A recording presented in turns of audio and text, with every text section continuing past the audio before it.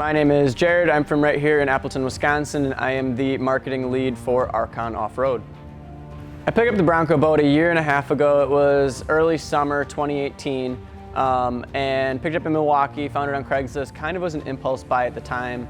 I saw it for sale, knew I was kind of looking at a older OBS style SUV to go after, and had to go scoop it, pick it up, and get some stuff done to it.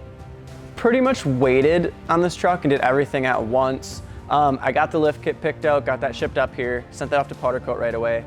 Waited on wheels and tires to come in. Those came in, basically did it all at once, got lift kit, wheels and tires all on.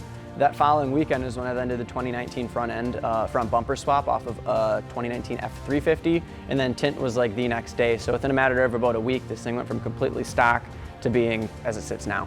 And then casually drove 6,000 miles to Daytona and back.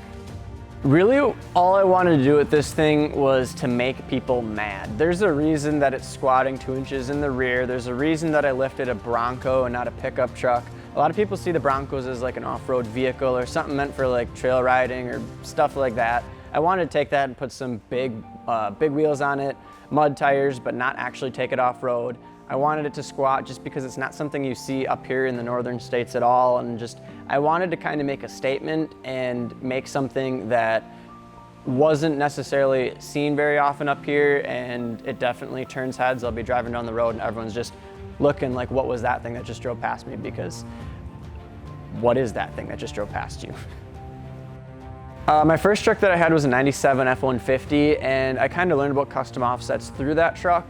And just seeing what people were doing kind of made me want to start becoming a part of it, because I saw people taking a vehicle that you just see every day on the road and doing something different with it, doing something to make it their own. And it just kind of had that appeal to me as being more of like a creative, artistic type of thing, that you can take just any vehicle that's out there, do something cool with the wheels, do something cool with the body, with stickers, with vinyl, with whatever, lighting, and come up with something that's just completely one-off, your style, your design, in a rolling piece of art, essentially.